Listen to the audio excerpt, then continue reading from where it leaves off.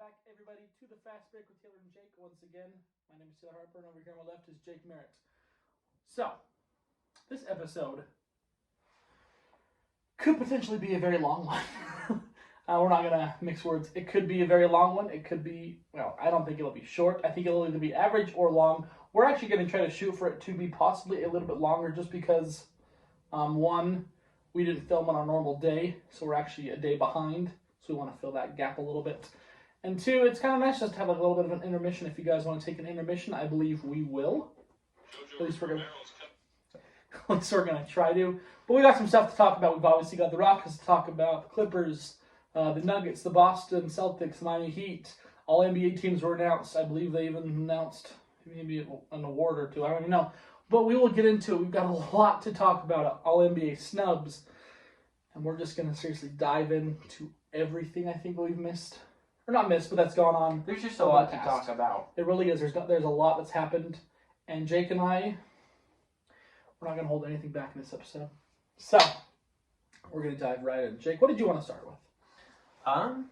Let's start with just a little bit of news. Yep. For whatever reason, the NBA pushed the draft back from like October 16th or 18th to November 16th or 18th. Just pushed it back about a month for whatever reason. I don't know.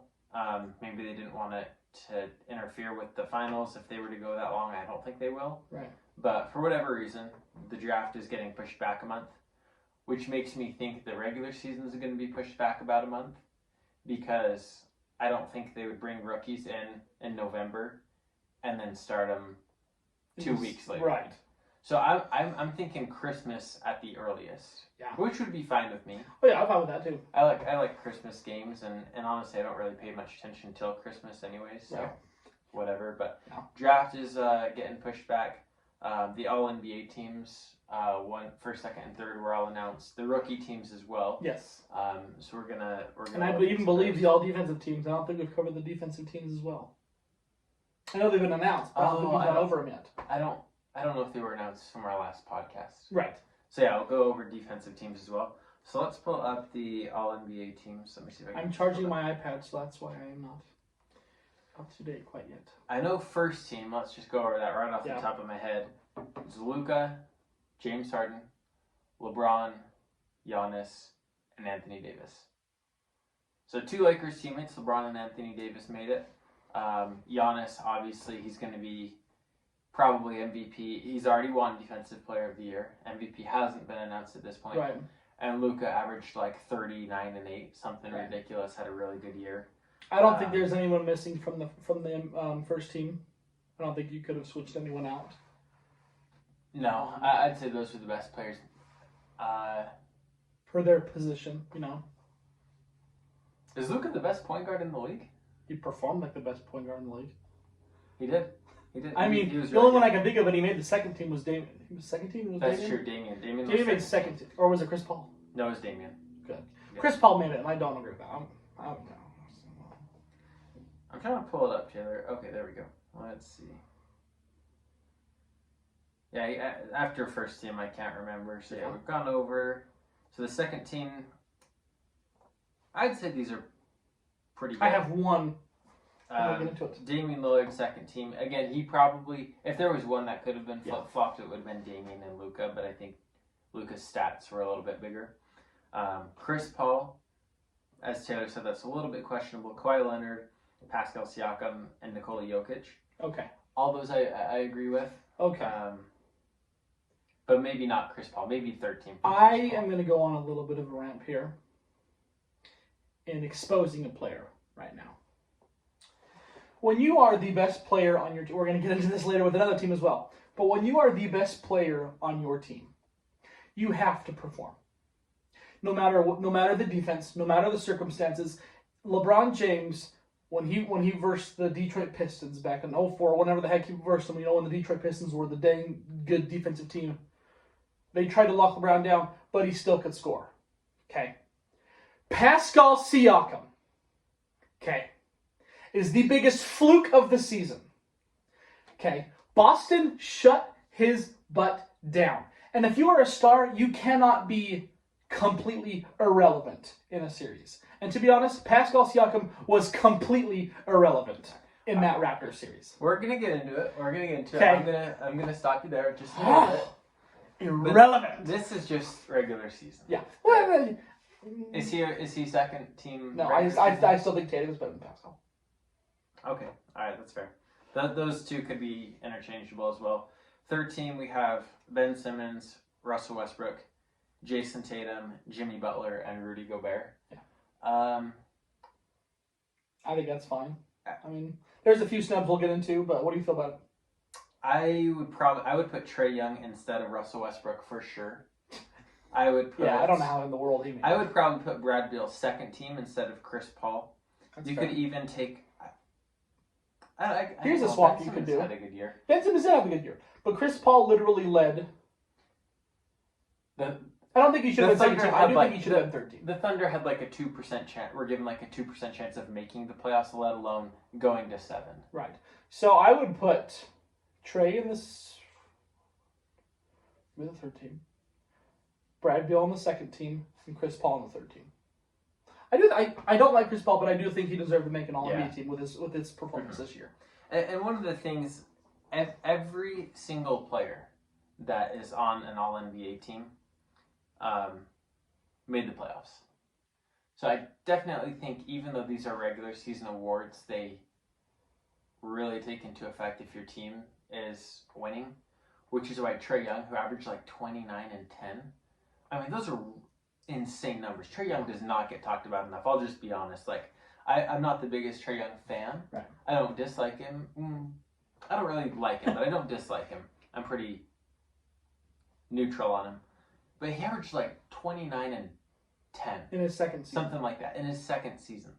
Like, everyone's talking about how Luka made first team in his second season. And yeah, that's great. And it's deserved, I think. His team made the playoffs. He played really well in the playoffs. But you So can't tell me that's Ben fair. Simmons performed better than Trae Young. True. Right. True. Or even Russell Westbrook, guys. We'll get into that later. But I also wanted to say... So, those are all the teams. Let's see if we can pull up the rookie teams. Yes, one sec. Bradley Beal is the only player in NBA history to average 30 points per season and not make an All-NBA team. I thought it was 36 rebounds and 6 assists or something like Well, that. regardless, he has been slapped in the face so many times this season. And Bradley Beal, I hope he just comes out, because I like Bradley Beal. So I really hope he comes out next year and just does exactly what he did this year, but win. And I think that, I don't want to say that was the only reason for him not succeeding, because you rewarded Trae Young. Trae Young was an all-star starter, when Bradley Beal, in my opinion, is Should have been is the better starter. than Trae. Yeah, absolutely. Absolutely. Yeah. Brad Beal got absolutely snubbed. I On just feel sorry everything. for him. And here's the thing, like, me and Taylor, like, we're pretty, I'd say fairly knowledgeable and fans of the NBA. But we're not in Washington. We're not necessarily fans of Washington. We don't follow the Wizards. Right. But we know how good Brad Beal is. So why is it that the media or whoever votes on the All-Star selections, why don't they give him that same credit that we do? Like, They gave it to John Wall. yeah. John Wall got the credit. I just don't know what's wrong with Brad Yeah. Beal. I don't know. So hopefully next year he gets an All-Star, because the sad thing is like these awards factor into what you qualify for your contract. Absolutely. So if he was an All-Star, and I couldn't tell you the difference, but if he was an All-Star and All-NBA first, second, or third team, in his upcoming contract, he'd be eligible for basically more money. For a Supermax. So I believe if you make an All-NBA team, you are eligible for a Supermax deal instead of just a max. Okay. It's either an All-NBA team or All-NBA first team. I'm not sure, but I know it's either one of those where you're eligible for a Supermax now, which is these guys don't need Supermax money. And obviously he's gonna get he's gonna get his more money. money than he could probably. Well, no, he could probably spend it all. Like, that's not. You can spend a lot of money on a lot of things, but he's gonna be okay regardless, Yeah. right? He's gonna be okay, and multiple generations after him are gonna be set up, Yeah. which is great.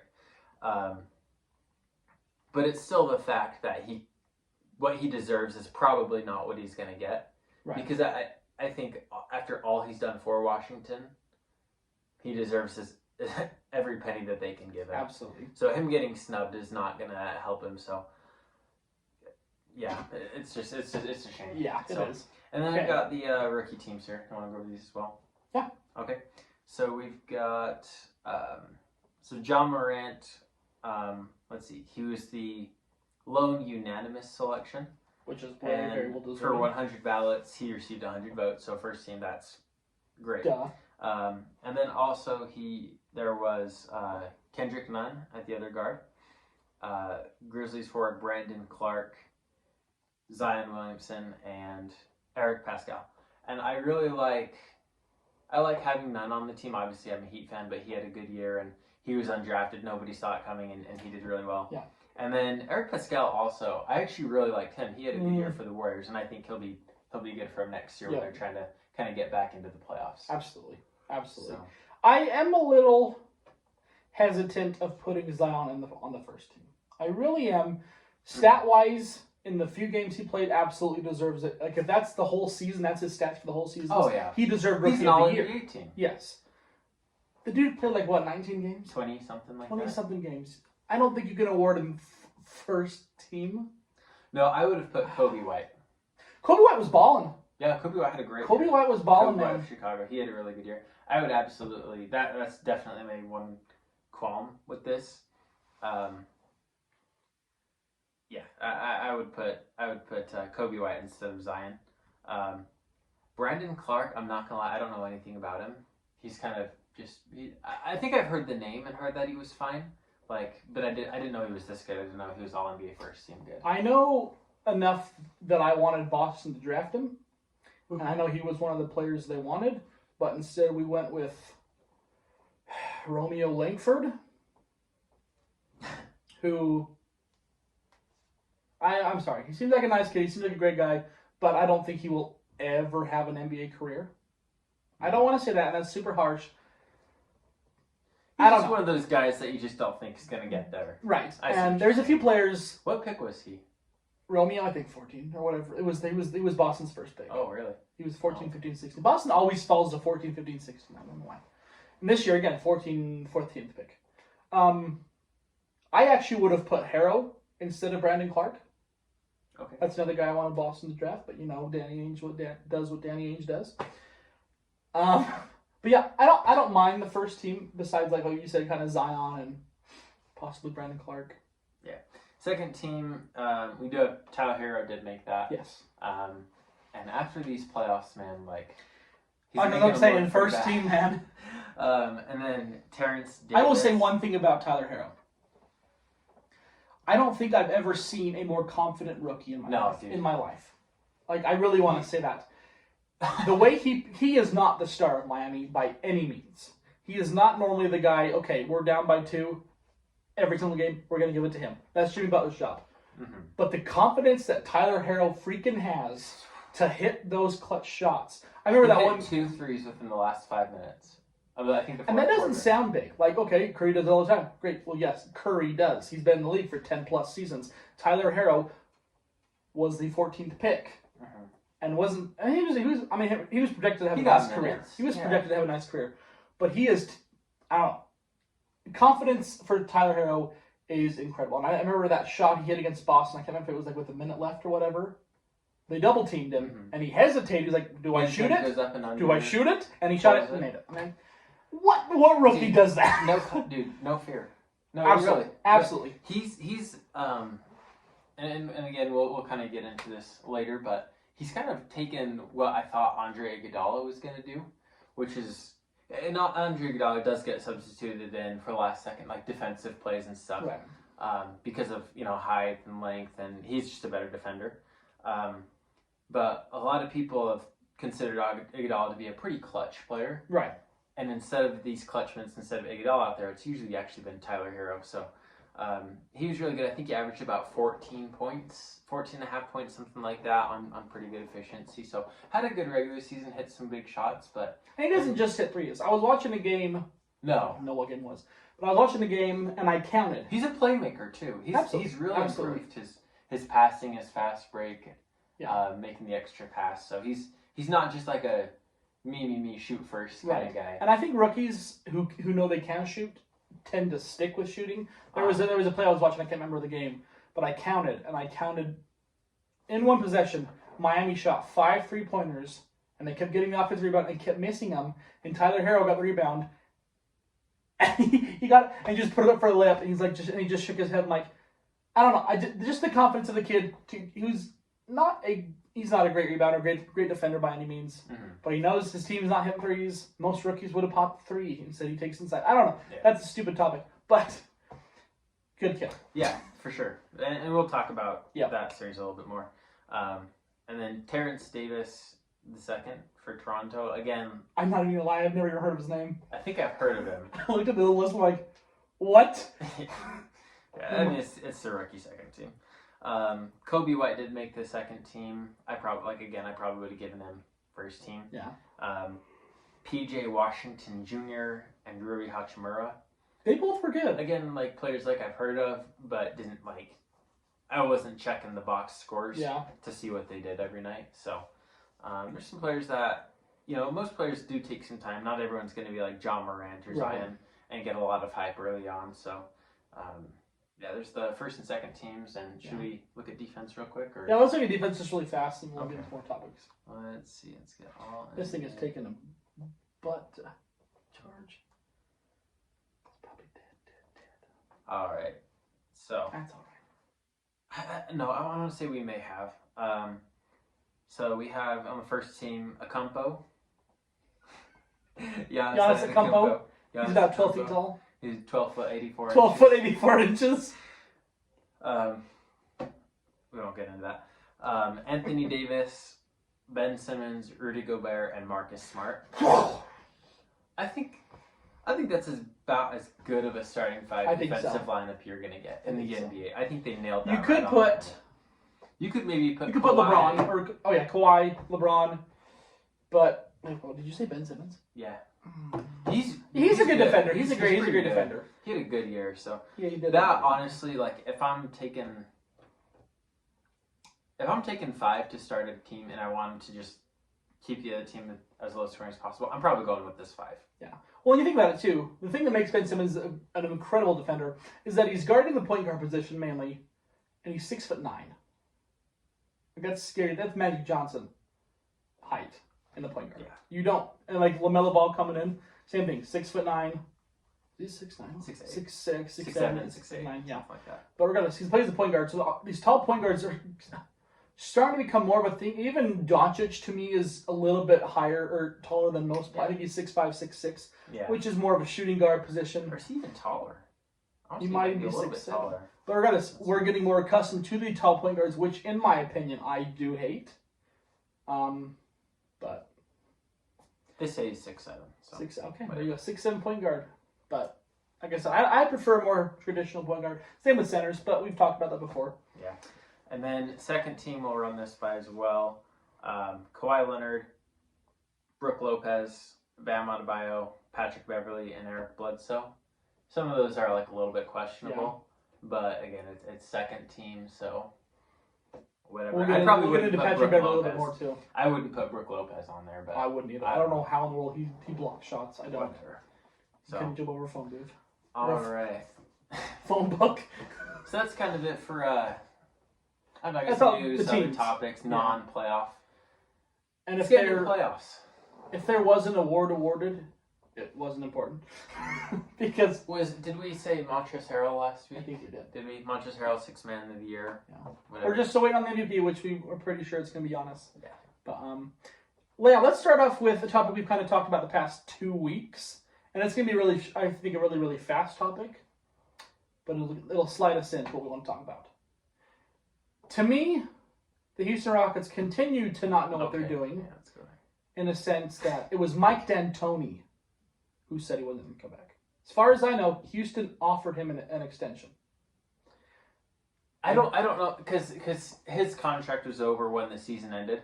And it was right when the season ended. He said, I'm not coming back. Yeah. So I don't know if they even had time to negotiate a contract, but he just let him know right off the bat, like, whatever it is. So Mike D'Antoni knows what's going on. Well, he doesn't, but he knows that he needs to get out of that trap. Blow and dodge. That's all you can do. And I think it's smart. I think it's finally time for Houston to build a legit offense. Do not start PJ Tucker at your stinking center position. He is 6'5". Okay, we've talked about tall point guards. Can we talk about small centers? PJ Tucker. Holy crap. I love PJ. I really respect the heck out of PJ Tucker. But the poor guy, I mean, is just doing what he can, at that center position. And he did decent. I'm not going to say... As good as you can tell a 6'5" player to do. to go guard Anthony Davis, But, Lakers took care of business. Houston's gone. James Harden, you can go back to spending your money at your strip clubs or whatever. You can go back to doing whatever the heck Russell Westbrook. I don't know what the heck you do. Go back to your weird fashion line. But Houston is done for the season. And we've talked about it a little bit before. Is Westbrook gone? I think you explore all options, including Harden, including Westbrook, including picks, including free agents, whatever you got to do. Okay, right? Okay, I don't know. Would you go that big? Would you say it's at that point? I would. Where you for explore Westbrook. all options, or do you keep Harden for sure? I don't know. Harden's a hard guy to win with, in my opinion. He will win you games, no doubt about it. But to legitimately contend with the team, I don't know if he's a guy. I mean, obviously, Houston's not going to want to let him go because he is a top 5 player. I don't know. I don't think you get rid of a top 5 player. I'm going to actually say keep Harden, explore every other option, whatever it is. And I think when you trade Westbrook, to me, there's a lot of decent point guards in the league. You can get a decent point guard. But to me, you have to get a legit center for Westbrook. I don't think Westbrook's the answer. I think you part with Westbrook. Yes. I think that's a given. I think at this point you part with Westbrook. Even Gordon. Because he's the one thing that he had was his athleticism. He had that over everyone else, right? I mean, his energy and his athleticism, like not unmatched in the league. Absolutely. But it's kind of slipping a little bit, I think. He's not hitting that consistent mid-range jump shot. Like back in Oklahoma City, he's had this for years. Yeah. His fast break pull up from the free throw line, almost automatic. Absolutely. But not. It's just gone. He can't shoot a 3. He hasn't been able to shoot 3s. I don't think ever. No. So he can still attack the rim, but just not at the same pace that he used to. He's not hitting his mid-range. So I just don't think Houston's where he needs to be. I know he's good friends with Harden, but I think you have to cut Westbrook loose, and then I would keep PJ Tucker just because you need a good glue guy like that. I'd keep Harden because he's top 5 in the league, and he has had some pretty good success really in Houston. Right. But he's run into some pretty good teams along the way. So I mean, he ran into freaking Golden State. Yeah. Right. No one could. Who he almost beat. Yeah. Oh, he was this close. They were up 3-2. So yeah, I probably would get rid of Westbrook, get rid of D'Antoni, maybe just go traditional basketball. Maybe you just keep Harden and literally trade everybody else. Maybe establish a playbook. Hey, everyone's on the table. If I'm Houston, everyone's on the table. I'm not kidding. This is what they should do if they keep Mike D'Antoni.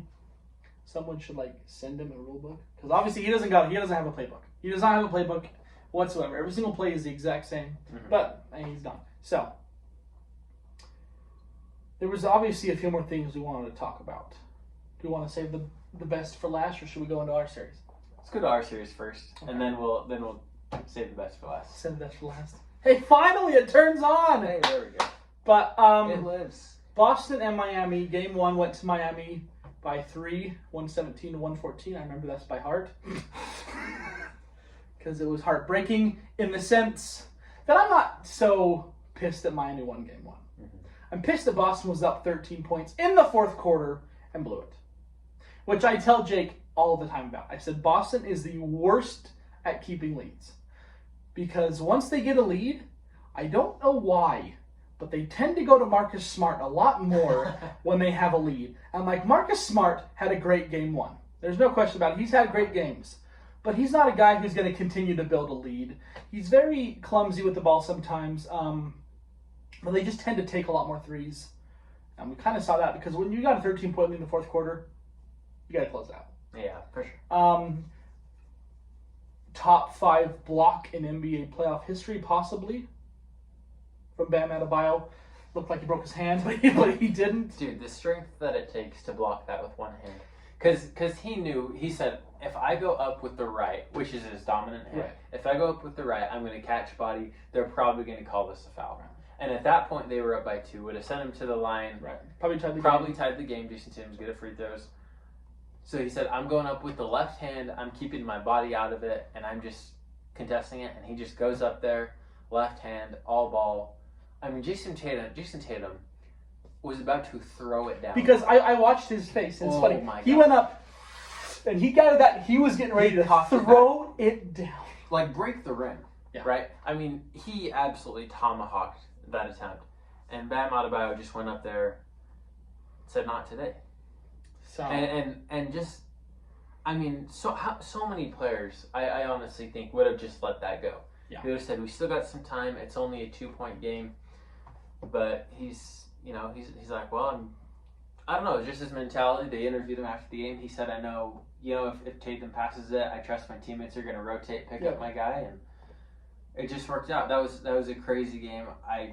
My heart rate was just through the roof the whole game. Because Miami didn't start well. No. They continued to blow.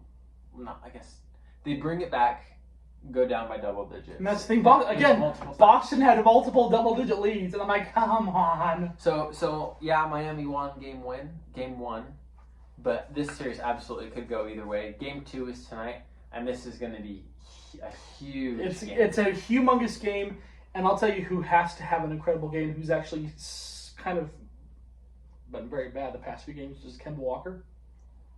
Kemba has been very inconsistent the past few games. He hit the go-ahead bucket in Game 4, which is what he does. He'll hit clutch shots, but I think he started like 0 for 6 from the 3-point line in Game 1 against Miami, and he just didn't do very well. He hit the go-ahead bucket with 23 seconds left to go. Great, but you can't. I don't know. You can't go over 6 and like over 8. You can't do that at this stage in the playoffs. First round, we'll get Philadelphia. Yeah, let it slide. Miami, Eastern Conference Finals. You should have a rhythm by now, which he can very, very easily find.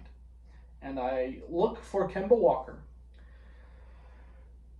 to bust out a 35-point game tonight. Okay. Tatum to be 35? To be right behind him with 29. I think Boston just has to go balls to the wall tonight. Mm-hmm. Because like we mentioned before, Miami on paper does not look like an Eastern Conference Finals team. No, they don't. But their heart, man, like Jake said, their trust, and we're going to talk about team chemistry later down in this episode. Miami, this unit has kind of been together only for like a year to 2. Yeah. Their rookies are shaking in, and Jimmy Butler's trying to squeeze in there. But they figured it out. They figured out the team chemistry, and Jay Crowder and Iguodala have been good acquisitions. they've been great. I went back and looked at that trade, and I'm like, man, I think we won that trade. We got rid of Who did you guys trade for? Justice Winslow and Dion Waiters were in the package. I want to say maybe a pick, but those were the players. And they got...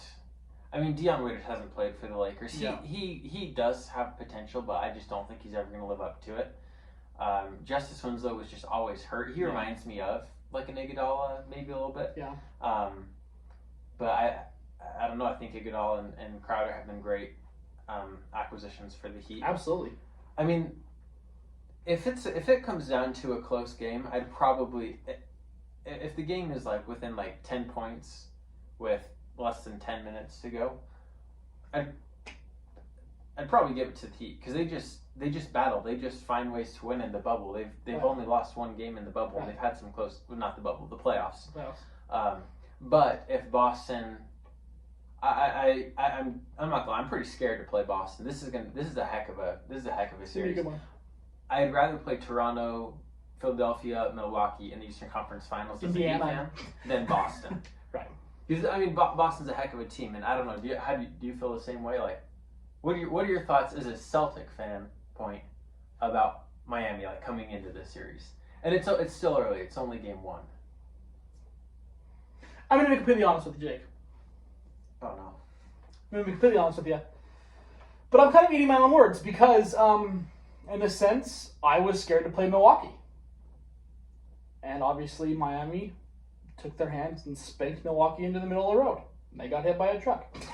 That's what Miami did to them. So in a sense, I was like, okay. So you were feeling good about it. I wouldn't say good. Okay. I said, in my mind, I'm like, okay. I'm glad it's Miami rather than Milwaukee. But now I'm looking at it like, no fans. No one to cheer Giannis on. Giannis is injured. And if you can lock down Giannis, you got the win. We've said it before, Milwaukee is not a number one seed. They're just there's contenders and they're pretenders, and to me, this year, pretenders. Okay. But Miami, in a sense, is, who said it? Someone said they're very similar to Golden State. I'm like, no. I think Miami's actually a lot more smarter with the ball. Golden State, to me, like, they've been a heck of a fun team to watch these past 5 years. Mm-hmm. But they can get very, very clumsy with the basketball. Yeah. Miami, to me, they just had so much talent. Right. But to me, Miami isn't very foolish with the basketball. Mm. So I don't know where the comparison was.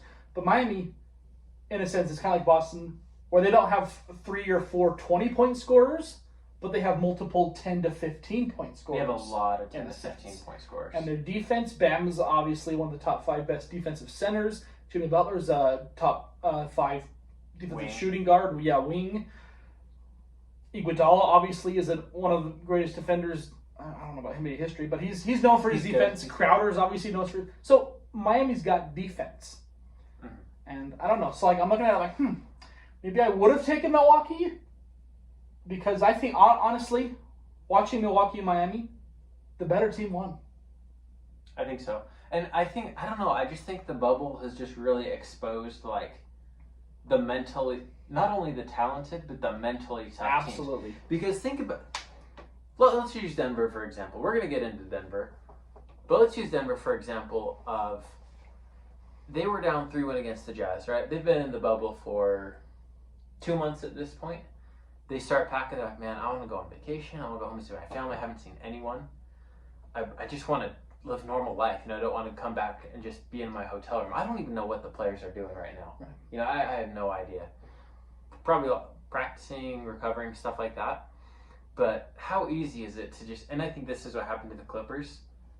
Some of the players on the Clippers, they're like, if we lose, we got to go home. Right. We're done. We're set free, So, and I think the Heat are just... They just think of this as a business trip, right? Yeah. This is what Jimmy Butler said. He's the leader of the team. This is a business trip for me. Right, I have the off season. I'll do what I want to do on the off season, but right now, I'm not quitting early, and I don't think that's how I think of Boston as well. I think these are 2 of the best organizations. I think the last 4 teams standing are 4 of the best run organizations who are just focused. Right, LeBron and the Lakers, laser focused throughout the break. Denver apparently pretty laser focused throughout the break. I mean, they looked pretty good. Miami and Boston also just seem focused. They're just here to win. They're here to compete. So, Again, this series, I see it going to 7. I could still see it going either way. Miami has 3 wins. Boston's got 4. Tonight's going to be a big game, and I could see it going either way. If the Heat lose this series, I'll be sad, but I won't be disappointed. Right? Because the Heat have exceeded all expectations. Oh, yeah. I was honestly thinking first-round exit, probably. Depending on who they got paired up with. At the beginning of the year. Yeah. Because I was thinking they'd match up with Philadelphia just for whatever reason. And then when they match up with Indiana, I thought, okay, we can win this. Sure as heck didn't think they'd advance past the Bucks. And they had. They just succeeded. They've got to win in the Eastern Conference Finals, and this team has Jimmy Butler and then a bunch of good quality pieces. Quality pieces. So, yeah. And I think Boston, I texted Taylor this on Tuesday while I was watching this game because I was just getting frustrated. There's so many frustrating things when you're playing against Boston. Mainly Marcus Smart. What a dog. What a dog, man. But, dude, I think the Celtics are what everyone thought the Clippers would be, right? So everyone thought the Clippers, you got Kawhi, you got Paul George, you got Lou Williams, you got Montrezl Harrell, you've got a bunch of people who can all give you 20. Okay, Boston's got Tatum and Brown and Kemba and apparently Marcus Smart, who can all... And Gordon Hayward's injured. He's coming back. They ruled him doubtful for tonight, which I'm like, okay, cool. I really hope Brad benches Gordon at the start. I hope they don't throw him right into the starting lineup because right now Smart can defend someone. Gordon can't defend a starter right now. Yeah. So I'm hoping they bring him off the bench and get us some finally good scoring. But everyone says the Clippers they're just dogs. They're just a bunch of fighters and they're scrappy and they're not going to give you anything easy. Talk to Denver about that. Boston's got Tatum, who's a quiet. I think he's kind of still learning the leadership role, right. But he's talented as heck, right? And then you got Marcus Smart, who's like all NBA first team defense, just annoying as can be. Yeah. I just hate playing against Marcus Smart. You've got Daniel Tice, who he's not big, but he's again a good starting caliber NBA center. You've got Jaylen Brown, who's good defensively. I don't think they're as like goonish or as dogs as people say the Clippers are. Right. But I think they've got the defensive talent. Yeah. So absolutely. Boston, if they make it to the finals, they're not going to make it easy for the Lakers because I'm going to pick the Lakers in this Western Conference Finals. But same thing with Miami. I think both teams are just real competitive, really well coached. Yeah. And this is what I like to see. This is the good playoff basketball you like to see. Yeah, absolutely. We hit it on the head. Let's talk about a little bit about what went wrong, but Boston and Raptors, the end of that series, because that turned into a 4-1 victory to a 7-game series. We always talked about the whole Game 3 screw up. That was it. I think that one shot by Anunoby shifted the momentum because they walked out with the W. Right? If it was a loss and it was 0.5 seconds from being a loss, if you go down 3-0, especially in this bubble, again, like I was saying, like, we're not coming back from 3-0. Right. Like, just go out there, have a good game, pack your bags, and as soon as Game 4 is over, we're out of here. But staying in 2-1, they're like, hey, we get one more win, and this is even. It's tied, right? Then it becomes best of 3. Right, which is what they did. I think absolutely it was just Game 3, just that shot that just gave them hope. Then they, just whatever, just had some good games, and it went back and forth, and Boston came out on top. It was crazy series. It wasn't Game 7. Game 7 was like it came down to like the last couple minutes. Yeah, and then I texted Jake saying I think it's official. Jason Tatum is elite, and then he texted him back. I think it's official. Pascal Siakam played like poop. And he did. Yeah. And that's what, go back to my thing. A star has to lead a team. And we're going to get into that. All right, now let's get into it now. We can get into this now. Let's get, okay. If you guys, what are we at? 38 minutes. This is about a decent episode. If you guys want to take a little break. Yeah, we'll take a brief after this? I think after we talk about Boston, Toronto, let's take a little break. Me and you, and then we'll get back to it. So, I just think... Pascal, you have got to lead your team. He doesn't say a gosh thing where he's not a vocal leader by any means. Like you said, Jason Tatum's not there, but you've got Marcus Smart. Grant Williams played terrific. It's funny. So you missed the 2 free throws, and then Tatum grabbed that rebound, and he went and hit the free throws. Oh, that's right. And he said, "You just saved my career because if you didn't grab those, I just missed 2 go-ahead free throws pretty much." And then he played terrific defense on Fred VanVleet. And I am so happy. That's right. VanVleet and Lowry are gone. Oh, dude. I almost forgot about this Game 7. It's all kind of coming back now, that shot attempt by VanVleet. I'm so glad they're both gone. Oh, man. Yeah, that was a huge rebound by Tatum. But, all I have to say is Spicy P turned into Miles P. Right. That's as much as you can say. Kyle Lowry, he had a pretty good series. Yeah, he actually honestly surprised me because, like we mentioned before, he hasn't really had a tendency to show up in the playoffs. But maybe he's like, hey, Pascal, you're sucking. I got to do something. Yeah. Because no one else was... I mean, even VanVleet played better than Pascal Siakam. Serge Ibaka... VanVleet didn't play great. No. I'd say Ibaka and Lowry were their best players. Yeah, Ibaka was really good, which I'm like, okay, why? But, yeah. So... That was a fun series to watch. As a non-fan of either team, I was just enjoying just a great basketball game. Just Game 7s are Game 7. They're- There's nothing better than a Game 7. And that's how Game 7s, every single game, we've had 4 Game 7s this playoffs, which I think is like more than usual. Let's see. It's Boston, Toronto, Utah, Denver, Denver Clippers, and then Houston and OKC, right? Yep. Okay. And none of them have disappointed. No. They've all been so They've all good. been what a Game 7 is supposed to, well, except for Denver and Clippers, which we're going to get into in a minute. But regardless, that's how a Game 7 is supposed to be. Mm-hmm. Is the Utah and that Utah and Denver to me was the best Game 7 of That was so the good. playoffs. That was Oh, that was intense. so good. Even the Houston OKC, I That was couldn't great as care well. for either team, but that's a Game 7. So if you These playoffs are awesome, man. They've These been playoffs great. are so good. they've been great. I mean, there's nothing to. I was just a little bit worried about not having like the playoff atmosphere of fans and stuff, but I haven't really noticed it too much. Oh, I think it's there.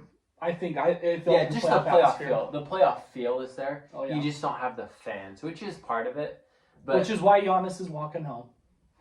In my opinion, I mean, like seriously, like we've mentioned before. I still think Miami would have won after Oh, watching I the do too. series, I do too. but I think it would have been. But it's literally Get who is the closer. best team now. You don't got no fan support. You don't got no cheerleaders. You don't got no those stupid, super annoying clappers. It's literally who can put the ball in the net the most. Yeah. All right, guys, we're gonna take a brief intermission. This will all be in one episode on YouTube. But like again, if you guys want to push pause, great. If you don't, then great. We're gonna push pause on this for a second, and we will be back. Hey, welcome back to part 2 of this episode, which we think is going to be one of our best episodes in this next coming segment for sure.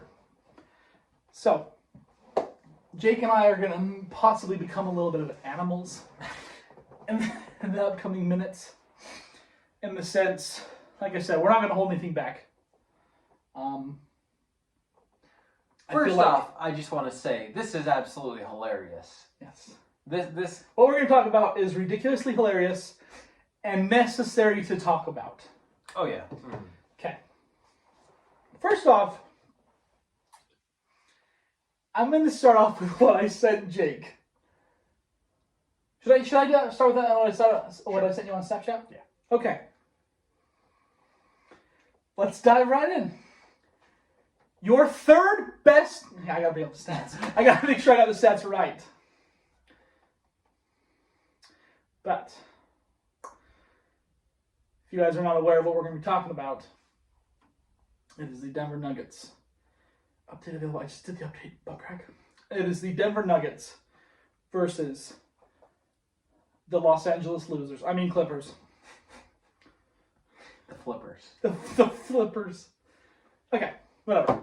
Your third best player in Lou Williams in a Game 7, Jake. 4 points! 4 points! Your second best player, playoff P, pandemic P, I don't give a dang. 10 points, Jake.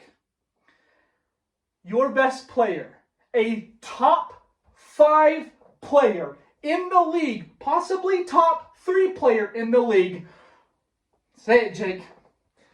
14 points. He gives you 14 points in a Game 7 where you are up 3-1.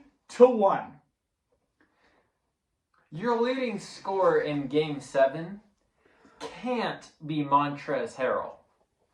Their leading scorer at 20 points. Okay, Jamal Murray gave them 40. Patrick Beverly is supposed to be one of the best a defensive stopper. And the guy who he's guarding gets 40? Okay. Whoa. One thing. Patrick Beverly was the only starter to have a positive plus minus. That's so bad. Let's give him that. No, I'm okay? not giving him No. that. Patrick Beverly had a positive plus minus, okay? If you're positive, that's good. But let's just go over just the plus minuses, because I think I think a plus minus is a pretty telling stat. Kawhi Leonard, Wow, that was- minus 21. The dog, Marcus Morris Sr., negative 11. Ivica Zubac, who's supposed to be the next great big man for the Lakers, apparently, I don't know. Like, they traded him, and everyone's like, the Lakers gave up Zubats, and I'm like, it's Zubats. Okay. Pat Beverly had a positive 4, Cancun on 3. We're gonna get to that too. We got to get to that. To what? Damien and all the Twitter stuff. We'll get to that kind of yeah. after. And then Paul George had a -20. Your top 2 players, Kawhi Leonard, -21. Paul George, you gave up Shai Gilgeous-Alexander, Danilo Gallinari, and you don't have a first-round pick until 2027. Their next first-round draft pick is in the 6th grade. He's 12 years old. And you guys wasted it. To get 1 round further in the playoffs. To get Pandemic P, Paul George, Pissy Paul George, I don't even care. Paul George and Kawhi were the biggest disappointment. I think this might be one of the biggest chokes in NBA history. I'd say it's probably the 2nd biggest. In the sense, yeah, obviously Golden State. Kawhi Leonard. Okay. Stephen A. Smith went pretty... Oh, sorry, go for it. Oh, I just got to say, I got some really good stats that'll kind of paint this picture for you. These are the last 3 games. 3 elimination games that they could have sent the Clippers packing. Oh! Pardon me, Nuggets packing. Game 5, he has 13 points. So this is Game 5. This is in the last 13 minutes and 20 seconds. He had 13 points. He was 3 of 8. 3 of 5 from 3. This is actually pretty good. He had a decent fourth quarter last few minutes. Game 6, the last 20 minutes of the game, he had 9 points. 3 of 10 from the field. Game 7, the last 27 minutes of the game. So majority of the game, he had 2 points. 1 of 13 from the field. 0 of 5 from 3. Didn't shoot any free throws. Okay, I am sick and tired of this Kawhi crap, okay? I am not a huge Kawhi Leonard fan. I was when he was on San Antonio, and then he started running his mouth and demanded a trade. Left Toronto after winning a championship, which was the stupidest decision he could have ever made because Toronto is far better without him than they were with him. Okay, they could have easily won the finals again if they had him this year. And I'm going off on a tear on Kawhi right now, okay? You cannot, and I repeat, cannot have 2 points in the second half of a Game 7 against the Denver Nuggets, okay? Denver Nuggets deserve to win that game, by far. Jamal Murray, 40 points. Nikola Jokic, okay? 16 points, 23 rebounds, 13 assists, okay? Nikola Jokic blasted everyone. Nikola Jokic, I don't care what anyone says, is the best center in the entire NBA. Move over Joel. Move over Carl. Move over Anthony Davis, okay? I don't know about Anthony, but Nikola Jokic is the greatest center in today's NBA, and Kawhi Leonard is now from a top 3 to a top 10 to me. You cannot show up like that, crap covered in a Game 7 against the Denver Nuggets, who have no defense. Nikola Jokic, that's the one flaw with Nikola Jokic is he cannot defend. No. And Kawhi Leonard, 6 of 20, yeah, that's it. 6 of 22 in a Game 7, didn't shoot a gosh darn free throw, okay? You cannot be considered a top 3 player if you just blow up like that in a Game 7. I'm sorry. Kawhi Leonard and Stephen A. Smith said it best. Kawhi Leonard won Finals MVP when he was the 3rd option on a Spurs team. Okay, he is the 3rd option on a Spurs team. Goes to Toronto, wins a championship. He's obviously got a couple pieces. Goes to Clippers, where you are the number 1 option, and you blow it. The one chance to prove to the world how good you are, and you blow it. I think you did it last year. He proved how good he was. Yeah, that's fair. Shut up. But no, I see what you're saying. This year, you have a chance to solidify it, right? Because you can't just be good for one postseason. And not that he's only been good for one postseason. He was good with San Antonio. But to be considered a GOAT, right? People were talking about, like, if Kawhi wins a finals this year as well, he's put in there as one of the greatest of all time, right? Up there, I'd say, okay, maybe not with Kobe, but maybe a tier below, like Kobe and LeBron and stuff like that. Maybe up with Kevin Durant, like about that level. Karl Malone, Charles Barkley, right. Really, really good historic players. And I think he just, all that he'd built up last year with Toronto, it was gone. It's gone. You cannot be Paul George is a top 10 player. Okay, you cannot. No, he's not. Well, that's fair. That's Not fair. anymore. Not anymore. But regardless, It could be. you cannot be. Was he a starter this year in the All-Star game? No. Okay. Well, he made the All-Star team.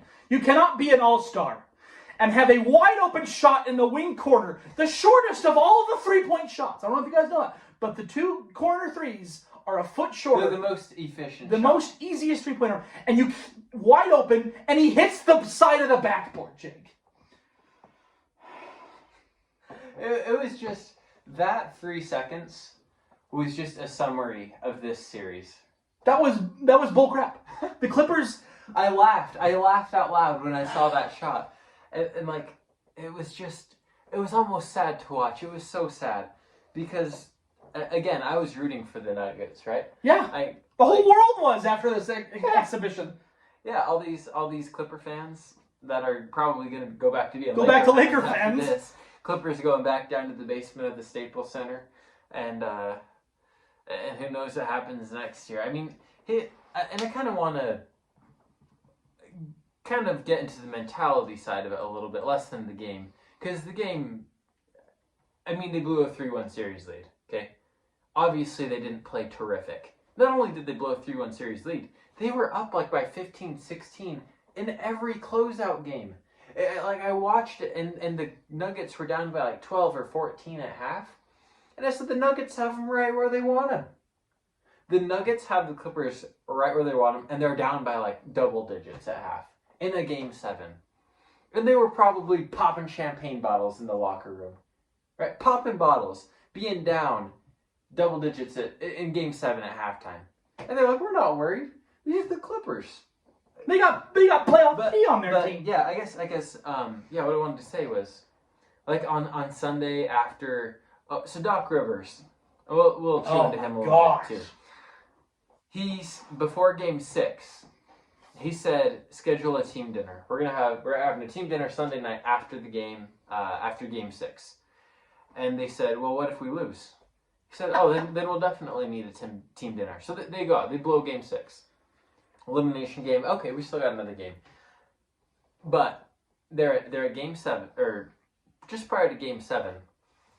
And they apparently talked about everything but basketball. I'm like, you guys are on the verge of blowing a 3-1 lead, and you're talking about everything but basketball, like all nonchalant. Like, that is just not the winner bulldog mentality that everyone said the Clippers were supposed to have, right? Do you think Miami Heat are doing that? Do you think if they go down 3-1, they're having a team dinner and talk about everything but basketball? No. Jimmy Butler and Eric Spoelstra are and Pat Riley chewing into these guys, right? They're not having fun. Like, you're going to your room and we're taking away your video games because you need to think about what you've done on the verge of blowing a 3-1 lead. And that is not what the Clippers did, and that is why they lost. They did not take the regular season serious. They thought they could show up after load managing the whole year, played 15 games together, and cakewalk to the finals. Jake and I have been talking about this since day one of our podcast. They have zero team chemistry, and we've mentioned it time and time and time again. Did they ever listen to us? No. Did they ever watch our podcast? No. But regardless, you'd think that this man right here would have a little bit better knowledge about the game of basketball, and that is Doc Rivers, one of my Boston Celtics' best head coaches. I love Doc Rivers. I love him. He was my head coach. Well, he wasn't my head coach, but he was Boston's head coach. So therefore, I loved him. He has blown 3-1 leads in his entire coaching career. Bad. That is awful. You shouldn't even blow one. And he's blown 3. And not even that. He's blown a couple 3-2 leads. So he has blown 3-1, 3-1, 3-2, 3-2, 3-2, 3-1. And that is just from 2003 to now. I'm like, in the finals, he obviously blew a 3-2 lead to the Lakers. Eastern Finals, against LeBron James, when you have an old Paul George, Ray Allen, and Kevin Garnett, you guys are up 3-2. Let's just blow that one. I mean, LeBron went off in that game. Right. I'll never forget that. Right. Right. Holy cow. But regardless, I in the past 5 years, he's blown 2 3-1 leads. tough, man.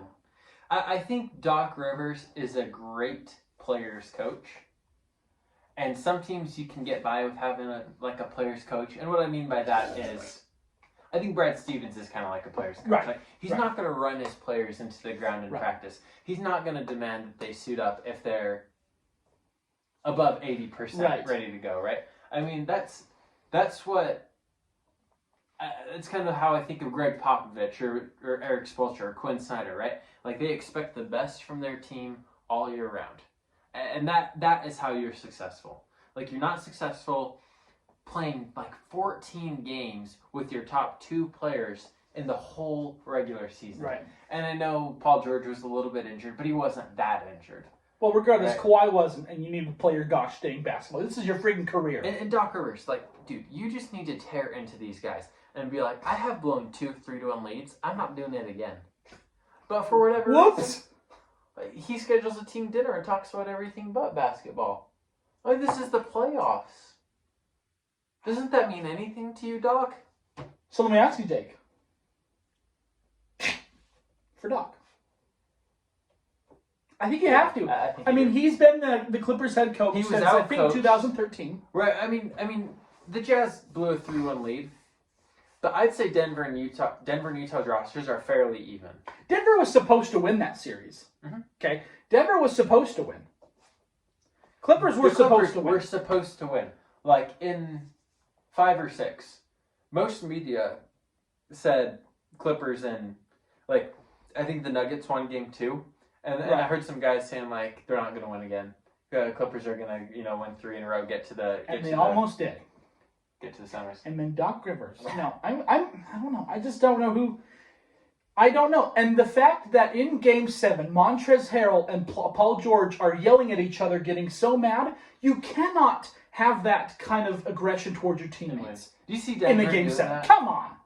No, Denver's not doing that. Jamal Murray said, I think it was Jamal after Game 7, he said, I'm never going to forget this team. I'm never going to forget this run that we've been on. And you could see him and Jokic, they are just peanut butter and jelly. I mean, okay, so when Boston lost Game 3 against Toronto, Fred VanVleet in an interview said Boston blanked up. Boston screwed up, okay? Mm-hmm. And obviously Boston came back and won that. Clippers screwed up big time with their stupid chemistry. You know what, Kawhi? Pull up your big boy pants and be a top 3 player in the league, because you've got all the potential in the world to be a top 3 player, top 2, top 1 player in the league, okay? Pull up your pants and be the vocal leader. Start opening your mouth for a change and talking to people. Just get on people. Do something besides...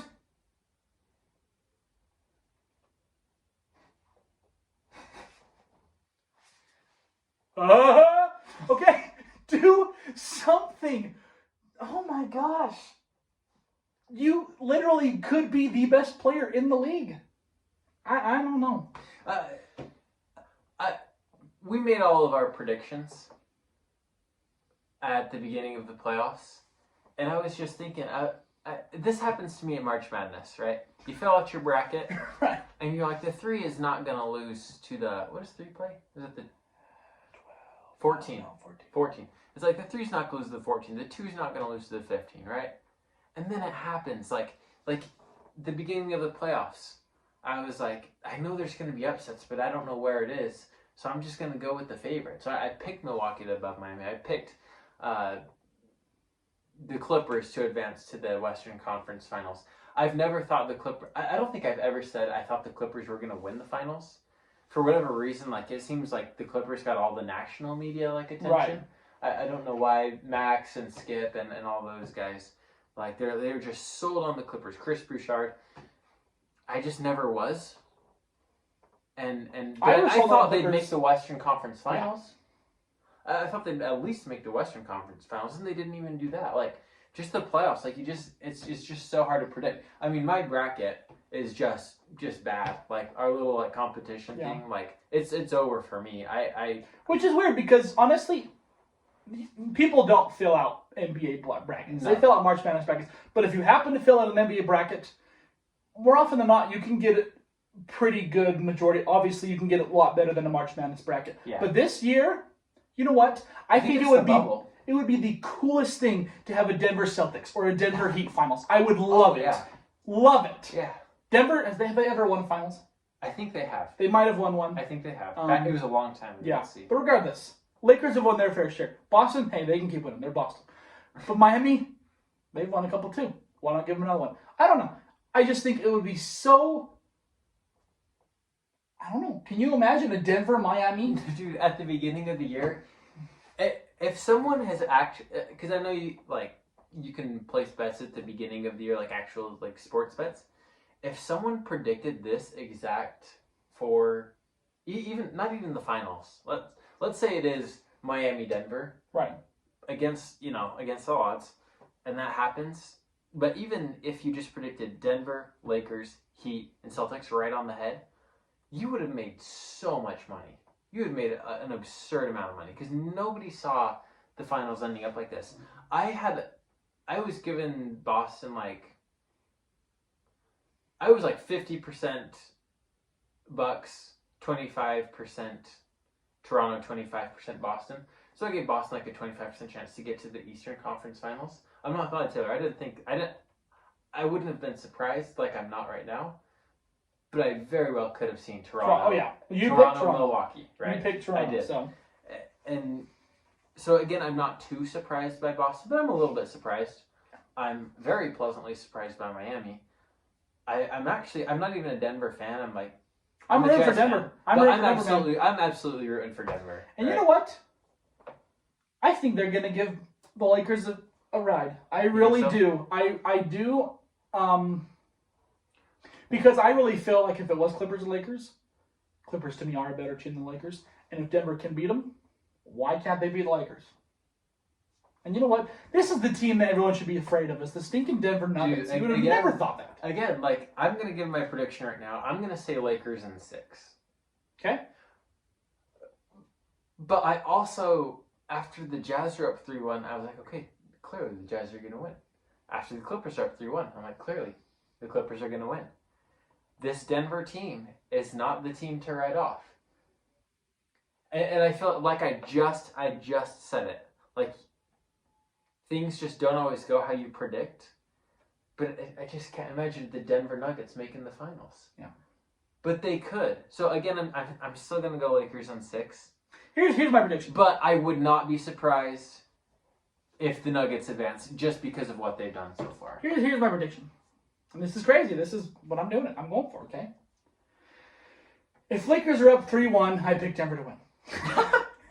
If it's tied 2-2, then Lakers win game 5 and they go up 3-2. Yeah, Lakers are going to win it. But do not, like Jake said, you cannot rule them out. And same with Miami. You cannot rule out Miami. Personally, I do think Boston has a pretty good chance of making the finals this year. Mm-hmm. It's not going to be an easy trip there. It's not going to be like Boston's going to win the next 4. But I don't know. This is a crazy playoffs, and it's been so much fun. It's never mind. But Doc Rivers, come on, dude. Look at all these other leads he's blown. I think he's gone. He has to be, and you can only give the guy so many more second chances. He's been with the Clippers for a long time. He's had plenty of talent. Never made the conference finals. The Clippers have never made the conference finals. And at this point, I know everyone just loves Doc, right? He's just one of those guys that everyone just has great things to say about. It's like, I don't know. I don't even know if any NBA players that nobody has anything bad to say about. But he's just one of those guys that is just he's been around the league. All the commentators are like, "Oh, Doc Rivers, such a good guy," But at some point, you kind of gotta it's like Kawhi actually. I'd say Doc. He's a fun guy. Are a lot like Kawhi because they're really never as scrutinized as I think they should be. Yeah. If LeBron had blown a 3-1 lead to the Nuggets, so just switch him and Kawhi. Just put him on the Clippers. He would have been eviscerated. LeBron James would have been burned at the stake, right? But Kawhi hasn't. He's gotten some criticism, and some people have walked back the things they said about him being as good as Kobe Bryant. Right. Which shouldn't have been said in the first place. Yeah. But no one's destroyed the man until us, now. Keep it up, Doc Doc. Rivers he's underachieved with the Clippers. I'll say it. Yeah. And he's never. He did win a ring with the Big Three in Boston, but after that, he did have some good teams. But he lost to the Lakers in the finals. They lost to the Heat a few years. Again, that's fair. Miami was a good team, but Doc Rivers has never really received too much criticism. He can't win. He's had a load of talentful teams. I don't know. No question. To me, he doesn't have. I don't know what it is. I think it's the X and O's. But he just cannot finish a winning team. You take this Clippers team, they're darn good. You take that Clippers team with Chris Paul, Blake Griffin, DeAndre Jordan, J.J. Redick, Jamal Crawford. They even had, I guess, apparently Jeff Green, who averaged 14 points. Paul Pierce, he didn't average 15 points, but he's a good veteran off the bench. Couldn't pull the trigger. That's a good roster. That's a really dang good roster. Couldn't pull the trigger. He could only pull it once with Boston. Arguably, he would have done it twice if Kevin Garnett played in 2009. But regardless, he's pulled the trigger once. And other than that, he's just been a second-round exit pretty much. I love Doc. I like I said, he was always Boston's head coach. I love Doc to death. He's highly respected. But there's sometimes you can be a fluke coach. And Doc might be that. He's had a pretty consistent NBA career. Like he hasn't been bouncing around from team to team to team. Right. So like the organizations put a lot of faith in this guy, and he gets good teams together. He does. Just can't pull the trigger. He's. I don't know if he's the best X's and O's guy. I think like Brad Stevens, Quinn Snyder, Eric Spoelstra. I think those are the kind of guys that I think Steve Kerr, Greg Popovich, that can really just put like a really great game plan together. That just work really well, and I just don't think Doc. I've never really seen that eye-popping like offense from Doc, but you think of him more as like a player's coach, like a guy who can really rally his team. But when the Clippers needed rallying and they needed some offense in these fourth quarters, it was nowhere to be found. Oh yeah, and I think the coach has to help him get there. If your coach is allowing your players to load manage throughout the year, at the time where you need them to come together, that's on you to inspire that. And he didn't.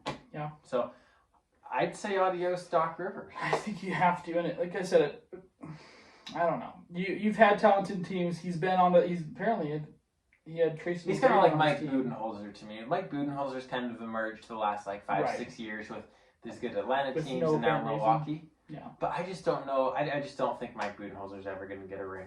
No. But like that team was pretty bad. And then. Okay. So I think that's kind of it for the. I think that's kind of it. Yeah. Boston and Miami tonight. Who's winning? I have to go Boston. Boston. I'd hope Boston could win this game. I think if Boston loses, it's going to be a bumpy ride. But if they go down 2-0, that's tough. That's going to be tough. I have a hard time seeing Miami giving up 4 games before they can lose 2. Yeah. Or before they can win 2. And then just the last thing. Just the last thing. So, what is your prediction? What do you think? I think Boston. I think Boston's going to win the next 2. I'd say final score Boston 115, Miami 104. I think it's keep it close. Pretty decent. Maybe some free throws down the stretch kind of widen the gap. So I'd say Boston by 11. Yeah. In a close, hard-fought match. That's fair. But just the one thing, I think Pat Beverly and Paul George are going to learn to finally shut their mouths, because I'm sure there was some liquor. I'm sure there was some liquor flowing in some drinks for Damian Lillard and CJ McCollum on Game 7, because they just went off. It was great on Twitter. It was the funniest. It was great. Like Damian Lillard, he tweets at Patrick Beverly, because Patrick Beverly, after I think the Blazers were, I don't know if they'd officially been eliminated or if they were close, but Patrick Beverly and Paul George, they're clowning the Blazers on Twitter. They're like Cancun on 3, all that nonsense. And then Damian Lillard and CJ McCollum were just going back and forth, and Damian said, "Hey, Pat Beverly, I haven't, booked my Cancun vacation. Should I make it, should I get an extra ticket, Or is it, it's just Damien's so a straight funny. savage. I love Damian Lillard. That was so funny. So yeah, let me even pull him up. I'm going to pull him up because They're they're that good. hilarious. Damien's a winner. I don't care if he's out. Let's see. He's a winner. Winning tweet of the year. So Damien said, let's see. He was giving respect to Kawhi. He actually was. He said Kawhi's a monster. He said he has nothing to prove in my eyes. Won a chip and Finals MVP in both conferences. So he was respecting Kawhi because Kawhi respects him. Kawhi wasn't jumping on Instagram and talking trash. That's just not who he is. Kawhi doesn't say and doesn't talk at all. So let's see. Okay, it's been a few days, but oh yeah, someone tweeted at the Paul George shot off the side of the backboard, and they said, "Hey Damien, is this a good shot?" Referring to Paul George's when he got sent home by Damien. He said that's a bad shot. Damien said, "Looks good to me." Yeah, CJ said, "Yo, Dame Lillard, you got extra villa available in Cabo." Damien retweeted it. It was just laughing, and yeah, it was just funny. They were just having a good time. I mean, Paul George, if you're gonna talk crap, you have to back it up. You have to back it up. And he just flew a 3-1. There's people who will talk trash and never back it up, and Paul George is at the top of the list. I mean, Damian Lillard hits a 40-foot step back in your face to send you home. To send you out of the playoffs, and you say, you have the audacity to say that was a bad shot. He made it! I don't care if it was a bad shot. Why do you have to be like that, Paul George? Why can't you just give him respect and just be like, you know what, that was a crazy shot. Good luck to him in the next round. And the fact of the matter is, for Lillard, that's not a bad shot. No, not for him. He takes those 4 times a game. So you know what? Nerds to you, Paul George. And then, like I said, Paul George is 21 feet away from the basket and hits the side of the backboard. And Damian Lillard, or CJ, was that a good shot, Dame? Oh, that was perfect. That was perfect. Pure gold by CJ and Damian. Now I think that's it. I think that's it. Thank you guys so much for tuning in. I feel like this was probably our best episode. I hope you guys actually tuned into this part, because this is actually the best part. The first part was like updates. But now where it's like we're pouring our hearts out. This is the meat. This is what the podcast is about, man. Not about him, but about the playoffs. The playoffs and big moments and not coming up in big moments, and this is why the NBA is so much fun to talk about. And this is gonna be it's gonna be sad when the bubble's over, because this has been awesome. No fans, no nothing. We've talked about it before. Empty crowds, big time players make big time plays, and that's all it boils down to. So go make some big plays. We'll make some big plays.